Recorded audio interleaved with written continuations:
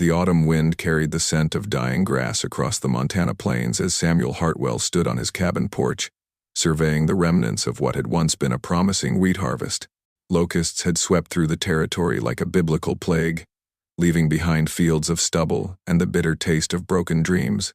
His weathered hands gripped the porch railing as he calculated, for the 100th time, how long his remaining supplies might last through the coming winter. Samuel was a man of 53 years, his face carved by decades of prairie sun and disappointment.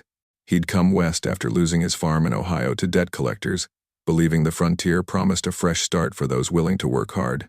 His wife Martha had shared that dream until consumption took her 3 winters ago, leaving Samuel alone with their memories and a determination to make something of the land she'd loved. The sound of creaking wagon wheels interrupted his melancholy thoughts.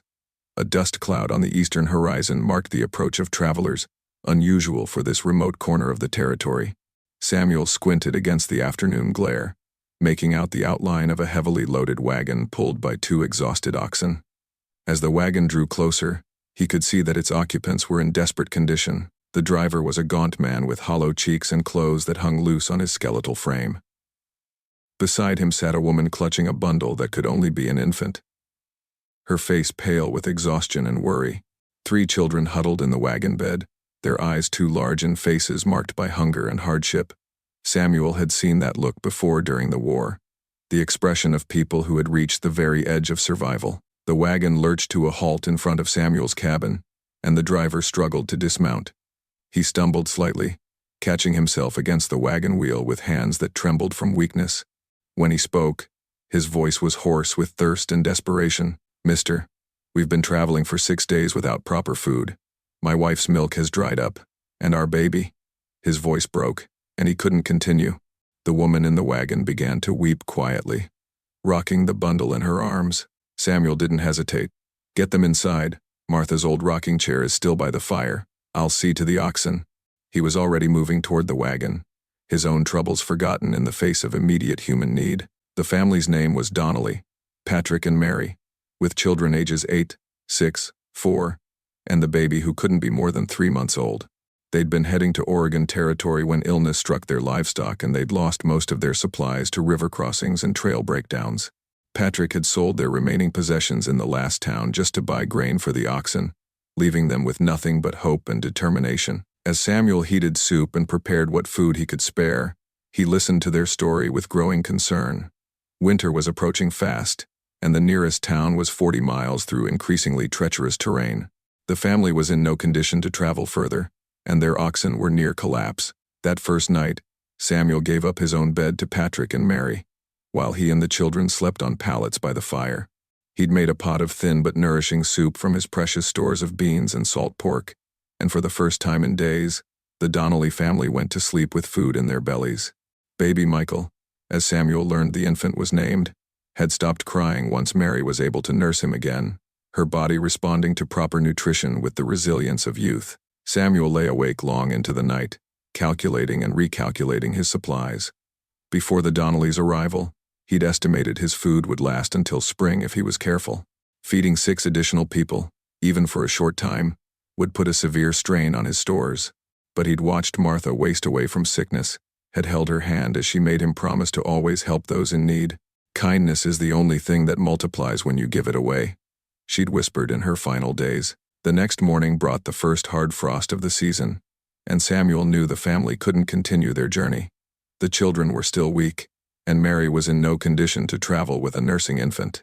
Patrick tried to argue, insisting they couldn't impose further on Samuel's hospitality, but the rancher wouldn't hear of it. "This cabin's seen empty rooms for 3 years, Samuel said firmly. "A house needs children's laughter to keep the loneliness away. You'll stay until spring, and that's the end of it." As the days passed, the Donnelly family slowly regained their strength. Samuel watched 8-year-old Timothy's eyes brighten as proper meals filled out his gaunt cheeks, saw little Sarah laugh as she chased chickens around the yard, observed how 6-year-old James helped with simple chores with the eager enthusiasm of a boy trying to prove his worth. The baby, Michael, grew stronger each day, his cries becoming lusty and demanding rather than weak and plaintive. Patrick proved to be a skilled carpenter, and despite his weakened condition, he insisted on earning his keep. He repaired the cabin's sagging roof, fixed the barn door that had been hanging crooked for 2 years, and crafted a beautiful cradle for baby Michael from scraps of wood Samuel had been saving. His wife Mary was equally industrious, mending Samuel's clothes with neat, careful stitches and organizing his chaotic kitchen with the efficiency of a woman accustomed to making do with little. But Samuel could see his food supplies dwindling faster than snow in spring sunshine. He began eating smaller portions, claiming he wasn't as hungry as he used to be, making sure the children had enough before serving himself. Patrick noticed his host's sacrifice and confronted him privately one evening as they checked on the livestock. "You're giving us your food," Patrick said bluntly. "Don't deny it. I've watched you push more food toward the children and take less for yourself. This isn't sustainable, Samuel. We need to find another solution." Samuel looked out over his frost-covered fields, avoiding Patrick's penetrating gaze. "I've lived through lean times before. I'll manage. And if you don't," Patrick pressed, "what happens to all of us then?" "You're a good man, Samuel Hartwell, but martyrdom won't save my children if you starve yourself to death." The conversation with Patrick haunted Samuel through the following days. The Irishman was right. Samuel's noble intentions wouldn't help anyone if he collapsed from malnutrition. But what alternative did he have? The nearest town was too far to reach regularly for supplies, even if he had money to buy them, which he didn't.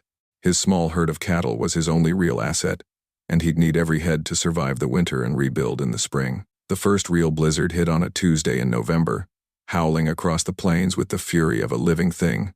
Samuel had lived through enough Montana winters to recognize this as a serious storm, the kind that could last for days and pile snow so deep that travel became impossible. He'd prepared as well as he could, moving the livestock to the reinforced barn and stockpiling firewood near the cabin, but feeding 8 people through a storm like this would strain his resources to the breaking point. As wind rattled the cabin's shutters and snow piled against the windows, the Donnelly family huddled around the fire while Samuel tried to maintain an optimistic demeanor.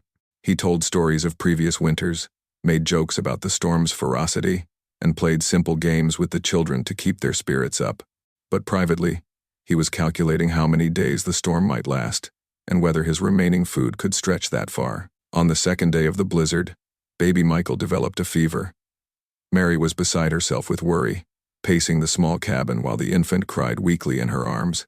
Samuel had no medicine to offer except willow bark tea and the warmth of the fire, but he could see the fear in both parents' eyes.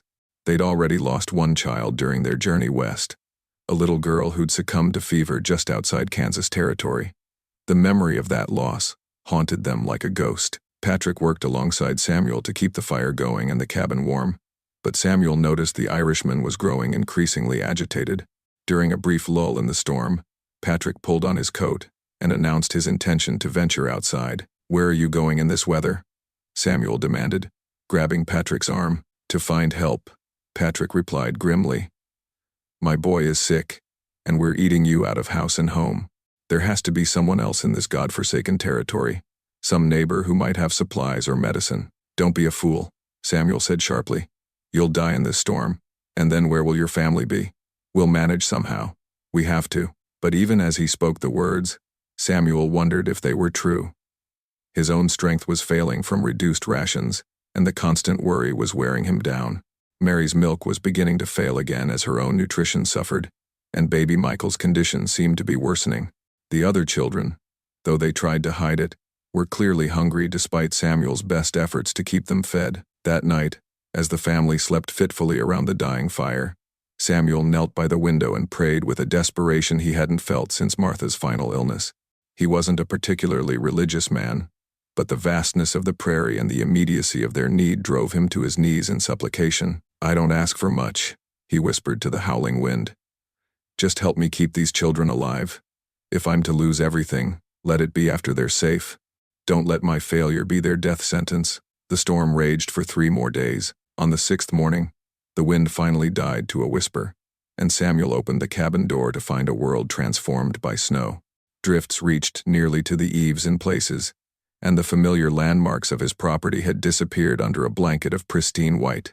The silence was profound after days of howling wind, broken only by the distant lowing of his cattle and the creak of snow-laden tree branches. Baby Michael's fever had broken during the night, much to everyone's relief, but the crisis had taken its toll on the entire family. Mary was hollow-eyed with exhaustion, Patrick moved with the careful deliberation of a man conserving his strength, and even the older children seemed subdued by their ordeal. Samuel knew they needed proper food soon, or the next crisis might have a different outcome. He was contemplating which of his cattle he might sacrifice for meat when he heard an impossible sound, the jingle of harness and the snort of horses approaching through the snow.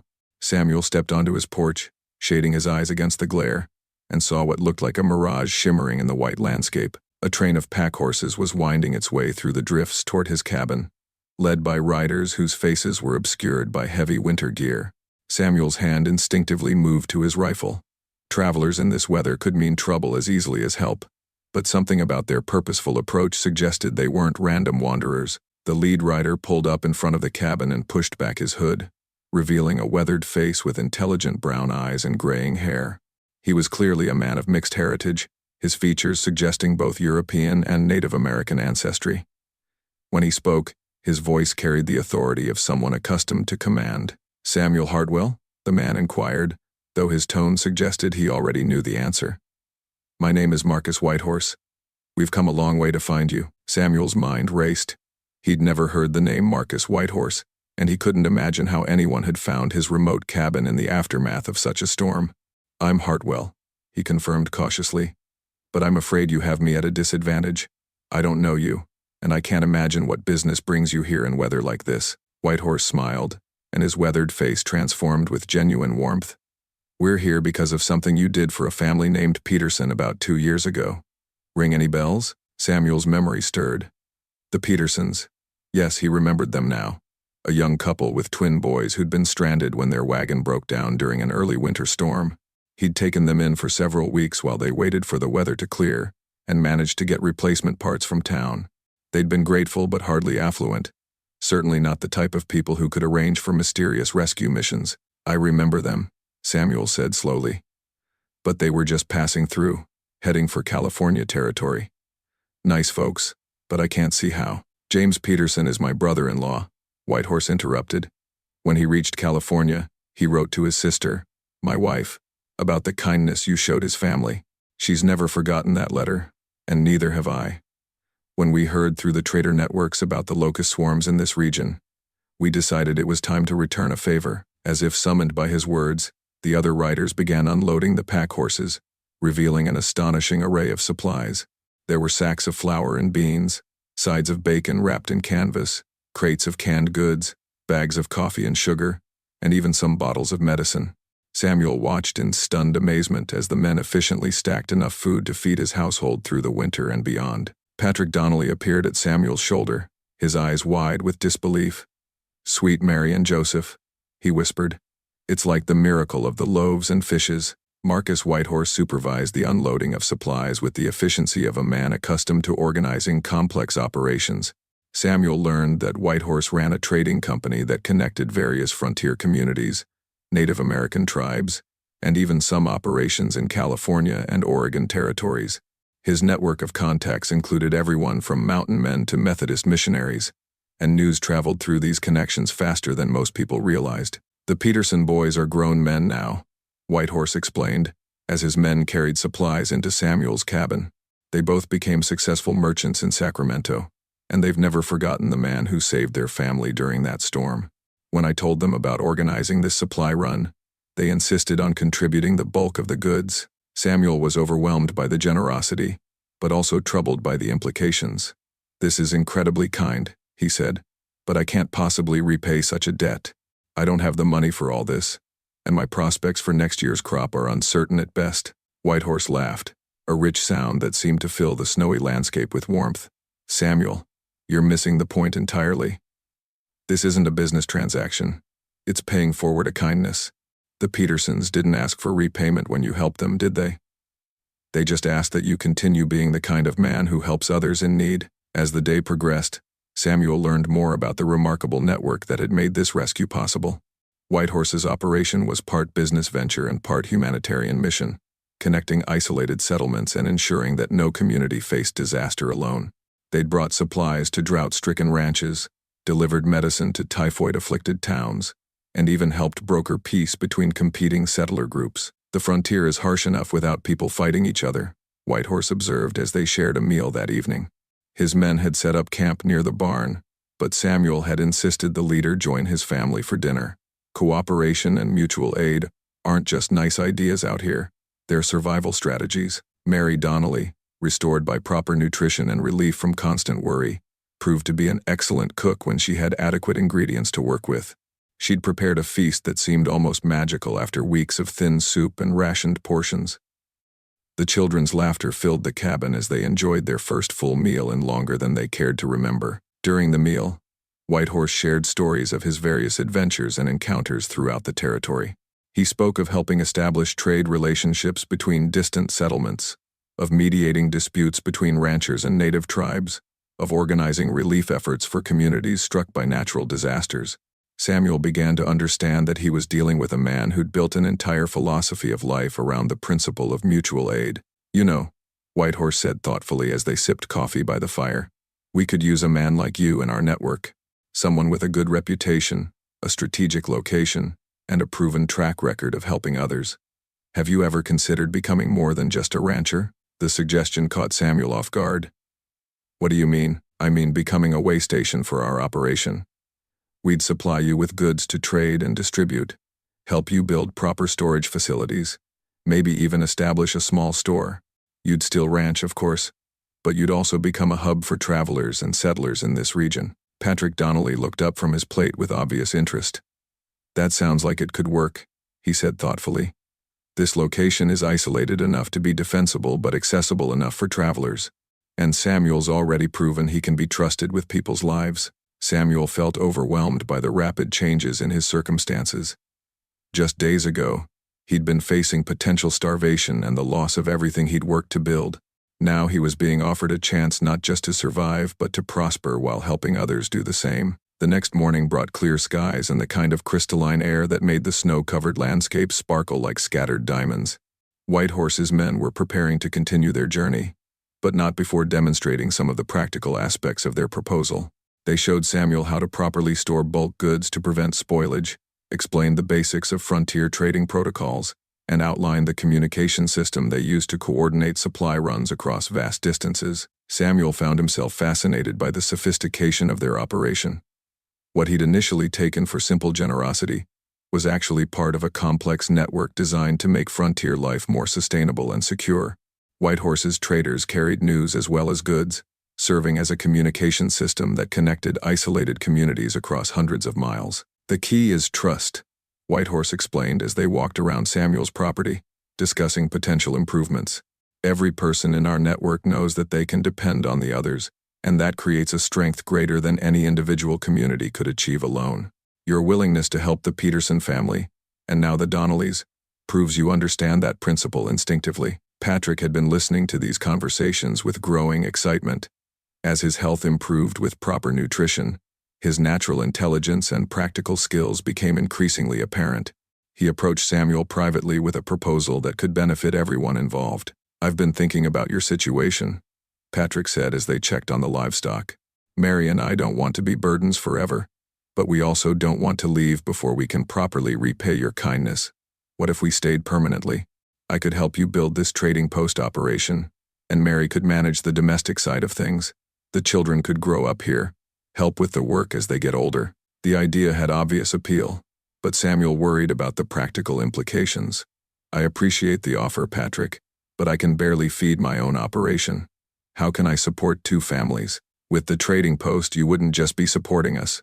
We'd be supporting each other, Patrick replied earnestly. I've got carpentry skills. Mary's excellent with accounts and managing supplies. The older children can help with livestock and basic labor.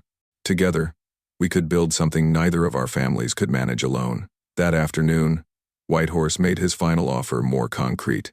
His organization would provide an initial stock of trade goods worth several $100s, extend credit for additional supplies as needed, and guarantee to purchase any surplus crops Samuel might produce. In exchange, Samuel would serve as a supply depot and rest stop for travelers in the region, maintain communication with other network members, and continue providing assistance to people in need. Think of it as formalizing what you're already doing, Whitehorse suggested. You've already proven you'll help people regardless of compensation. This way, you'll actually be able to do more good while securing your own future. As Samuel considered the proposal, He realized it represented far more than just economic opportunity. For the first time since Martha's death, he was being offered a chance to be part of something larger than his own struggle for survival. The loneliness that had been his constant companion for 3 years could be replaced by purpose and community. That evening, as the family gathered around the fire to discuss their future, Samuel looked around at the faces that had brought life back to his empty cabin. Mary Donnelly was nursing baby Michael while keeping one eye on her other children as they played quietly with wooden toys Patrick had carved. Patrick himself sat whittling another toy, his face no longer gaunt with hunger but thoughtful with planning for tomorrow. The decision, when it came, felt as natural as breathing. "We'll do it," Samuel announced quietly. "We'll build this trading post together, all of us. Make this place a beacon for travelers and a help to anyone who needs it." The children cheered. Mary smiled through tears of relief, and Patrick clasped Samuel's hand with the firm grip of a true partner. Outside, the snow continued to fall gently, but inside the cabin, the future had never looked brighter. Spring arrived early that year, melting the snow with unseasonable warmth and revealing the ambitious construction project that had occupied Samuel, Patrick, and Whitehorse's crew throughout the winter months. What had once been a simple rancher's cabin was now the hub of an impressive complex that included expanded living quarters, a substantial warehouse, a proper store building, and improved livestock facilities. Patrick's carpentry skills had proven invaluable, but his real talent lay in organization and planning. He designed the layout to maximize efficiency while maintaining security, creating clear sightlines and defensible positions without making the place look like a fortress. Mary had contributed her own expertise in managing supplies and logistics, creating inventory systems that would make even big city merchants envious. The transformation hadn't happened overnight. Through the long winter months, as storms raged across the plains, the extended family had worked together with a harmony that surprised even Samuel. The children had their assigned tasks and performed them with the cheerful efficiency of young people who felt valued and needed. Even baby Michael, now a robust 6-month-old, seemed to thrive in the busy, purposeful atmosphere. Samuel had worried about the financial obligations he was taking on, but Whitehorse's network proved as reliable as promised. Traders arrived with clockwork regularity, bringing goods to stock the store and purchasing supplies that Samuel and Patrick had prepared. The account books that Mary maintained showed a steady profit that would have seemed impossible just months earlier. More importantly, the human traffic through their new trading post brought constant validation of their mission. Travelers arrived hungry and left well-fed. Wagon trains stopped for repairs and supplies, and isolated ranchers discovered they were no longer as alone as they'd feared. Samuel found himself becoming a central figure in a community he'd helped create simply by being willing to help others. The first real test of their new role came in April when a cavalry unit arrived with disturbing news. A group of desperate settlers had become trapped in a box canyon about 30 miles northeast, surrounded by floodwaters from an unusually heavy spring runoff. The military unit was too small to mount an effective rescue, and the nearest fort was too far away to help before the situation became critical. Lieutenant Morrison, the young officer in command of the patrol, was frustrated and worried. "We found them by accident during a routine patrol," he explained to Samuel. "Maybe 20 people, including women and children. They've got some food left, but if those waters don't recede soon, they're going to be in serious trouble." Samuel exchanged glances with Patrick, reading the same determination in his partner's eyes. "What do you need from us?" Samuel asked, without hesitation. The rescue operation that followed showcased the network Whitehorse had spent years building. Within hours of the cavalry's arrival, messages were dispatched to other trading posts and settlements throughout the region. Boats were requisitioned from river communities, rope and tackle were gathered from mining operations, and volunteers began converging on Samuel's trading post from dozens of miles away. Mary organized the logistics with military precision, coordinating supplies and accommodations for the growing crowd of rescuers.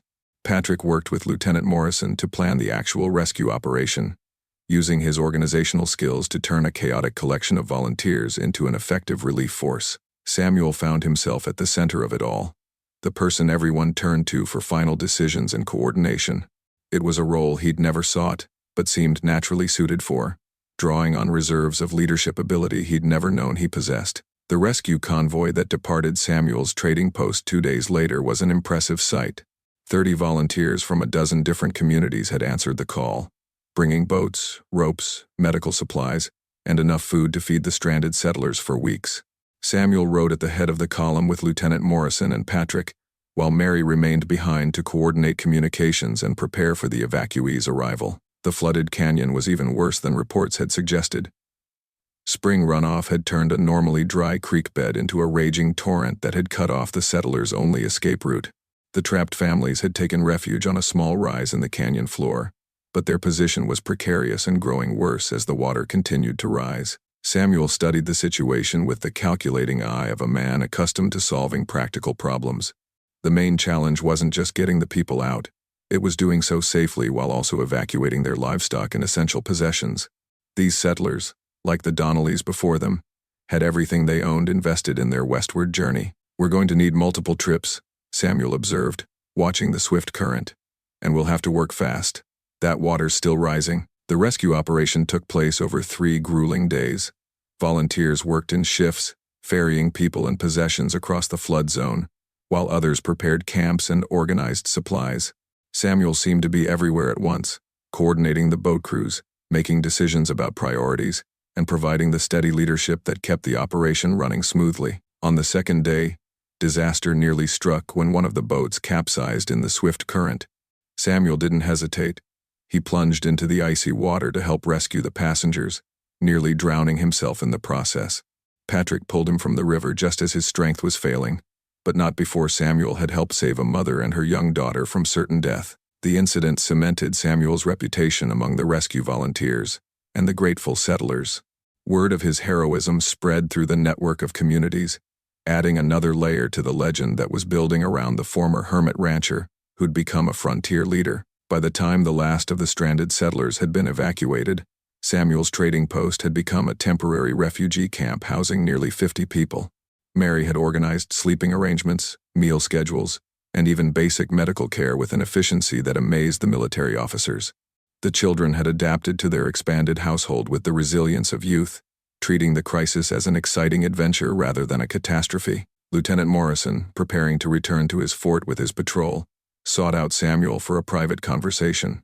"I've been in the territory for 3 years," the young officer said, "and I've never seen anything like what you've accomplished here. The way you organize that rescue, the way people respond to your leadership, it's remarkable." Samuel felt uncomfortable with the praise.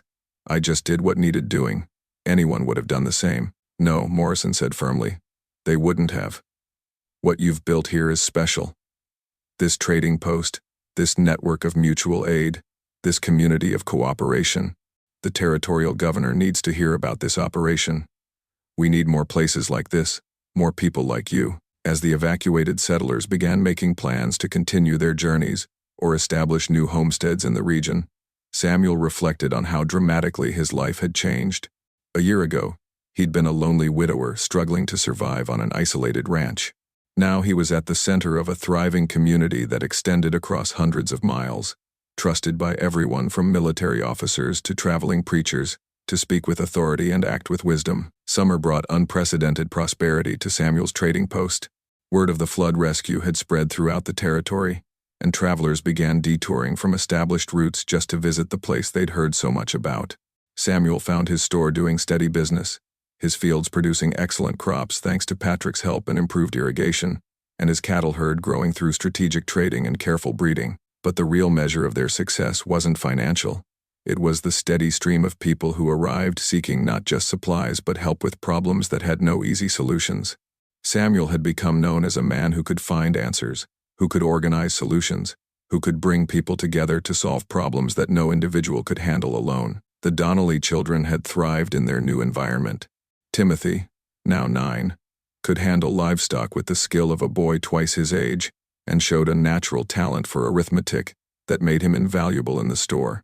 Sarah had become Mary's assistant in managing the domestic side of the operation, while James proved to have inherited his father's skill with tools and construction. Baby Michael, now a sturdy toddler, ruled the household with the benevolent tyranny that only the youngest child could achieve. Mary had blossomed in her role as co-manager of the trading post. Her organizational skills and gentle manner made her the natural person for travelers to approach with problems, and she'd developed an unofficial counseling practice that helped resolve everything from family disputes to business disagreements. Samuel often marveled at her ability to find solutions that left everyone feeling heard and respected. Patrick had proven to be the perfect business partner.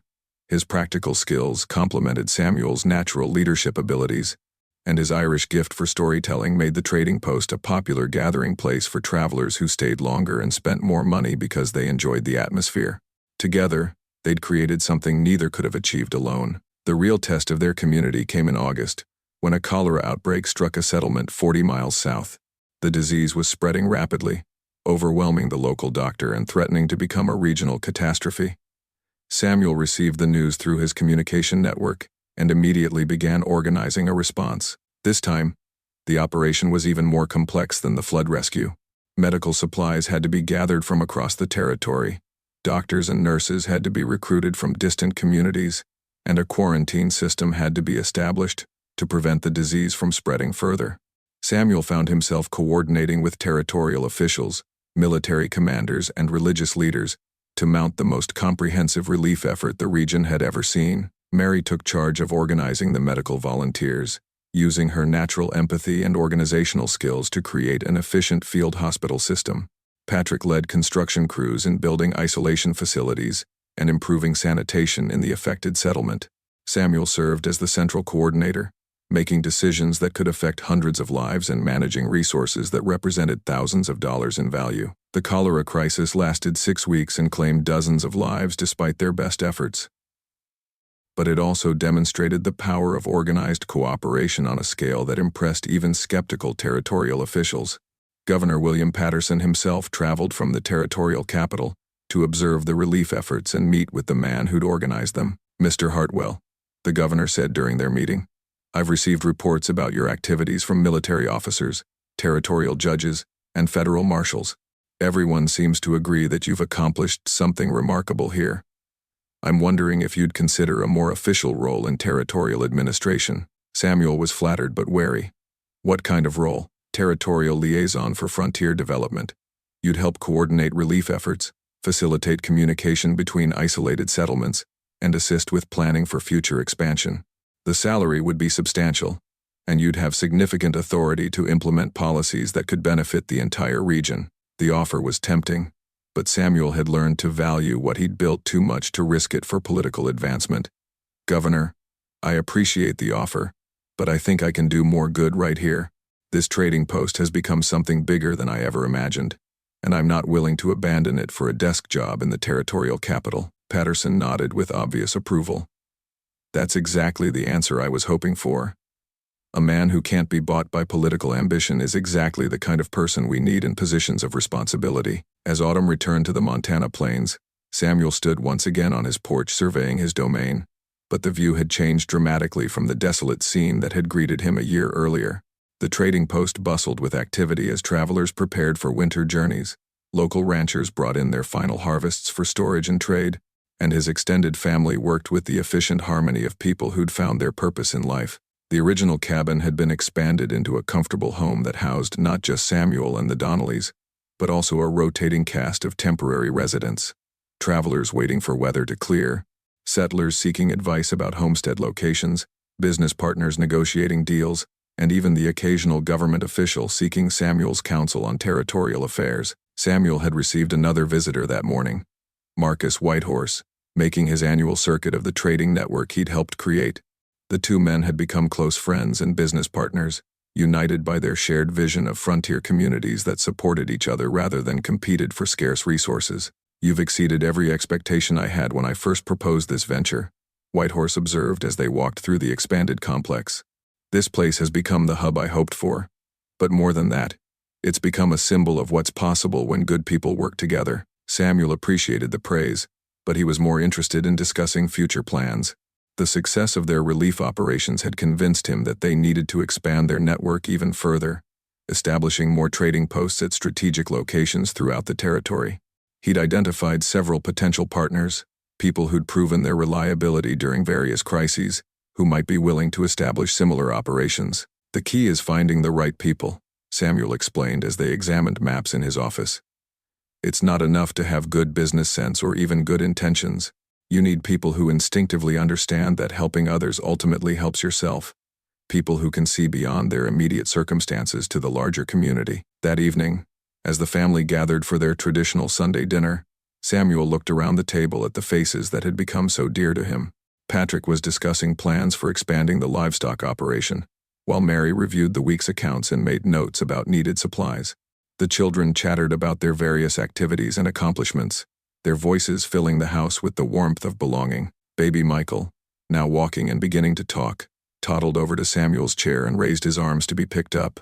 As Samuel lifted the boy onto his lap, he was struck by the profound changes a single act of kindness had set in motion. Feeding a starving family had led to partnership, prosperity, and purpose beyond anything he could have imagined. "Uncle Samuel," little Sarah asked suddenly, using the title all the children had adopted for him, "why did you help us when we were hungry? Mama says most people would have sent us away." Samuel considered the question carefully, aware that his answer would help shape the child's understanding of how the world could work.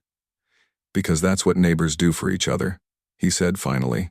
"And anyone who needs help is your neighbor, no matter where they come from or what they look like." Timothy, the eldest, nodded seriously. "Like the Peterson family helped bring us all those supplies. And like we helped with the flood and the sickness." "Exactly," Samuel confirmed. "When you help someone, you're not just solving their problem, you're making the whole world a little bit better. And someday, when you need help, there will be people ready to help you because someone else showed them kindness once upon a time." The conversation continued around the dinner table, but Samuel's mind drifted to the letter he'd received that week from the Peterson twins in California. Now successful merchants in their own right, James and John Peterson, had written to thank him once again for the kindness he'd shown their family years earlier. But more than gratitude, their letter contained a proposal that could expand the trading network all the way to the Pacific coast. As the evening wound down and the children were tucked into their beds, Samuel stepped outside to enjoy the crisp autumn air.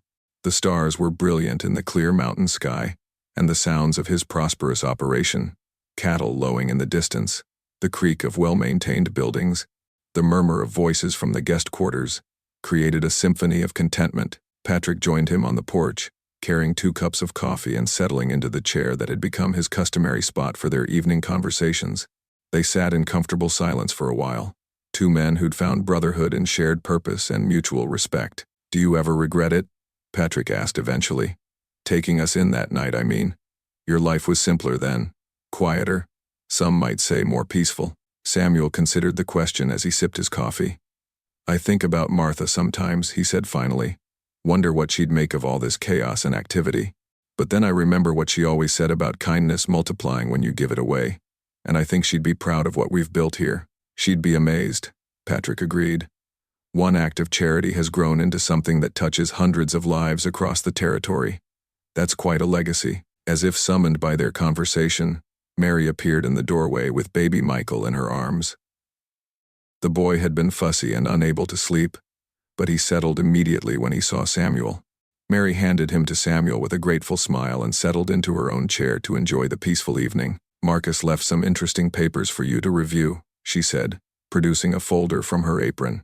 "Proposals for 3 new trading posts, letters from territorial officials requesting your advice on frontier policy, and an invitation to address the territorial legislature about sustainable development strategies." Samuel shook his head in wonder. 3 years ago, I was a failed farmer eating beans and hardtack for supper. Now politicians want my advice on government policy. Life certainly takes unexpected turns. "The important thing," Mary observed wisely, "is that you haven't let success change who you are fundamentally. You're still the man who opens his door to strangers and shares his last meal with hungry children. That's why people trust you, why this whole network functions, because they know your word is good, and your heart is in the right place." As autumn deepened toward winter, Samuel reflected on the profound truth of Mary's words.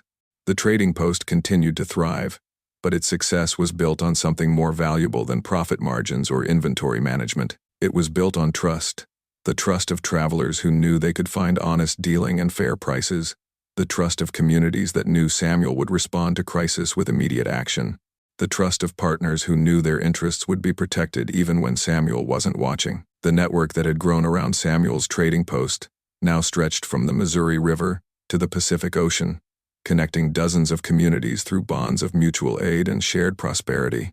When drought struck the eastern territories, Western communities sent supplies. When disease threatened mountain settlements, Plains communities provided medical assistance. When conflicts arose between different groups, Samuel's trading posts served as neutral ground where differences could be discussed and resolved. Lieutenant Morrison, now promoted to captain, stopped by the trading post on his final patrol before being transferred to a post in Arizona Territory. He'd become a regular visitor over the years, and Samuel valued his friendship and military perspective on frontier affairs. "You know," Morrison said as they shared a drink in Samuel's office, "I've served at posts throughout the West, and I've never seen anything quite like what you've accomplished here. Most frontier communities are isolated, suspicious, constantly fighting for scarce resources. But you've created something different, a community that extends across hundreds of miles, bound together by mutual support rather than competition." Samuel accepted the compliment graciously, but he knew the credit belonged to everyone who'd chosen cooperation over conflict. "I just provided a place where it could happen," he said modestly. "The people who make it work are the ones who deserve the real credit." As winter settled over the Montana plains once more, Samuel's trading post prepared for the season with the confidence of an established operation.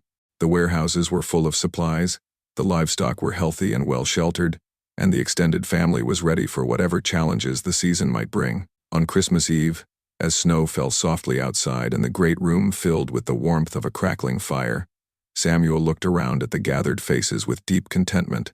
The Donnelly children were performing a nativity play they'd rehearsed for weeks, their voices clear and sweet as they sang familiar carols. Mary and Patrick watched with the proud eyes of parents, while Marcus Whitehorse and several other guests smiled at the innocent perfection of the performance. The simple act of feeding a hungry family had indeed multiplied beyond anything Samuel could have imagined.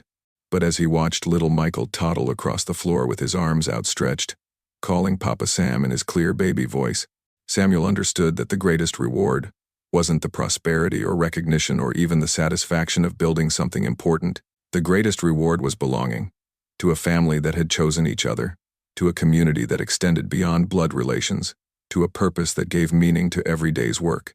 He'd learned that kindness wasn't just about helping others. It was about creating the connections that made life worth living. As the children finished their performance and the adults began preparing for the Christmas feast that would feed not just the family but every traveler who happened to be passing through, Samuel offered a silent prayer of gratitude.